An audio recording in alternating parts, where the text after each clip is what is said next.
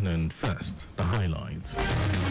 Lagos State Government recertifies 80 public service office drivers. Benue State Government plans livestock centers to check farmer header clashes. And the Florentine German Chancellor, French President, expresses readiness to work with a Syrian rebel group. And in sports, New Zealand set to ban greyhound racing. And now the details. I am Mike James.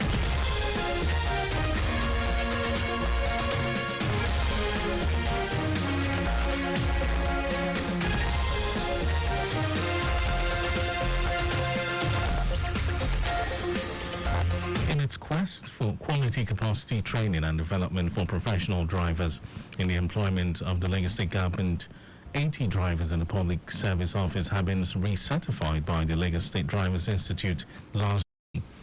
General Manager of the Institute, Afsat Tiamiyu, said their coming for the year training and recertification exercise resonates deeply with the Themes Plus agenda of the present administration.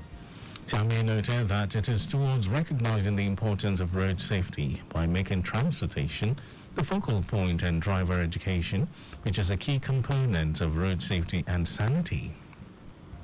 She explained that the recertification exercise would equip participants with in-depth knowledge of driving, skills and attitudes necessary to navigate roads responsibly.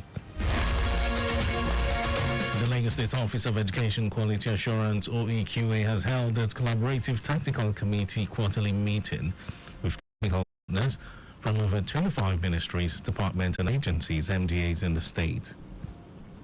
Coordinating Director of OEQA, Remy Abdul, in his keynote address, reaffirmed the committee's commitment to improving education standards by transforming schools below the tertiary level into hubs of excellence that nurture the potential of every learner. Highlighting the origins of the initiative, Abdul credited the Commissioner for Basic and Secondary Education, Tolani Ali Balogun, for spearheading the idea of fostering synergy among MDAs. Chief of Army Staff Olufemi Oluyede says with joint operations with armies in other countries, the Lakurawa terrorists will soon be a thing of the past. Oluyede affirmed this to State House correspondent after he emerged from a closed-door meeting with President Bola Tinubu at the Aso Rock Villa, Abuja. He also cited the growing cooperation between Nigeria and its neighbors in neutralizing terrorists, arguing that a unified approach was critical. The Lakurawa group initially emerged around 2016 or 2017 in Sokoto State, began as a self-defense militia invited by local leaders to combat escalating banditry. Over time, they evolved into a radical faction, imposing strict religious laws and exerting control over local communities.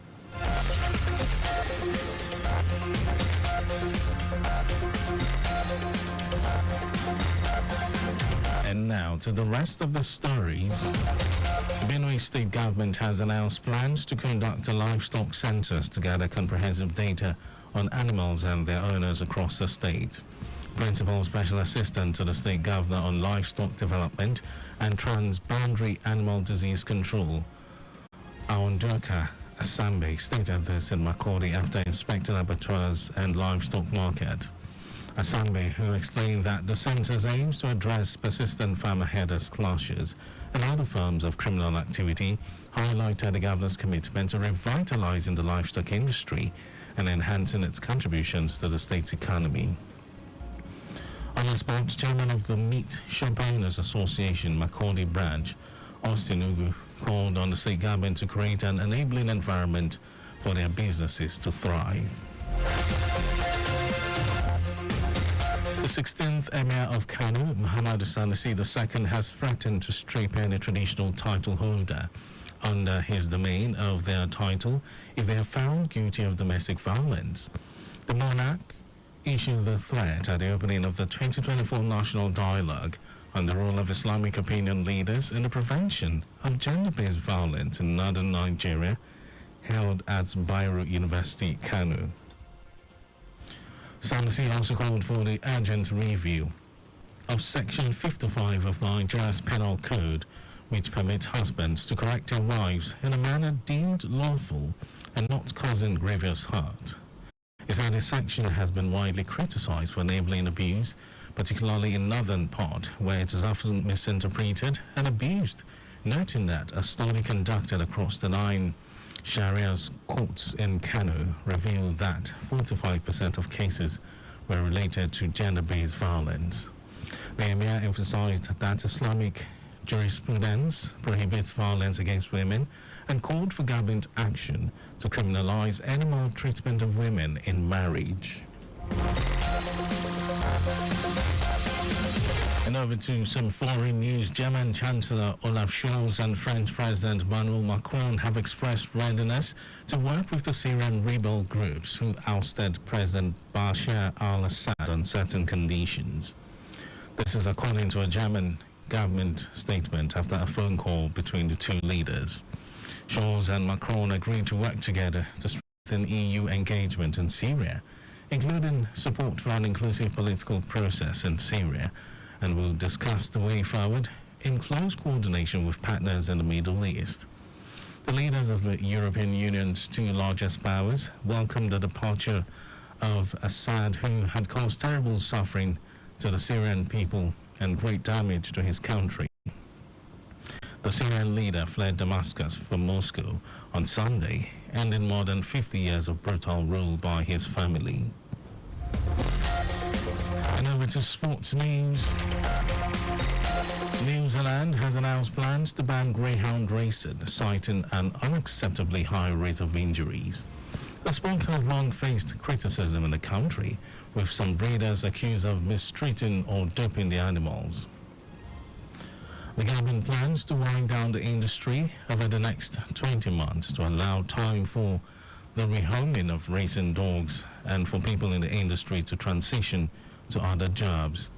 Racing Minister Winston Peters said despite significant progress made by the greyhound racing industry in recent years, the percentage of dogs being injured remains persistently high, and the time has come to make a call in the best interest of the animals.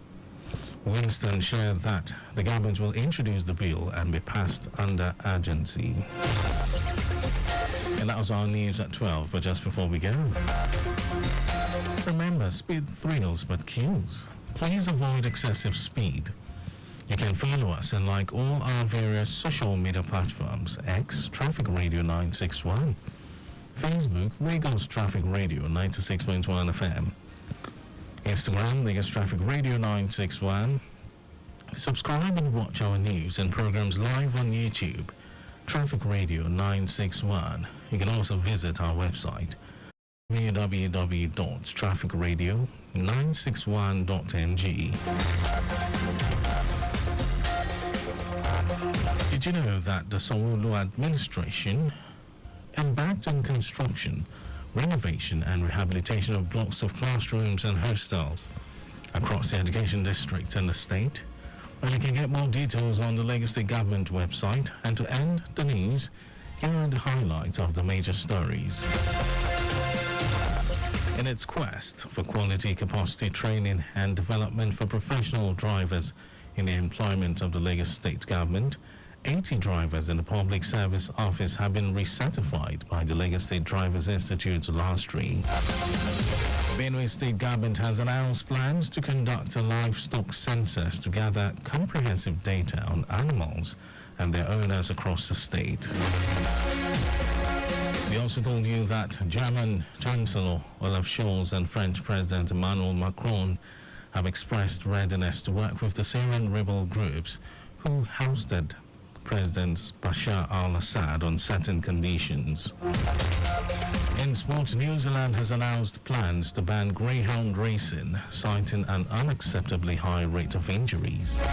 For contact with the newsroom, send a message to info@trafficradio961.ng.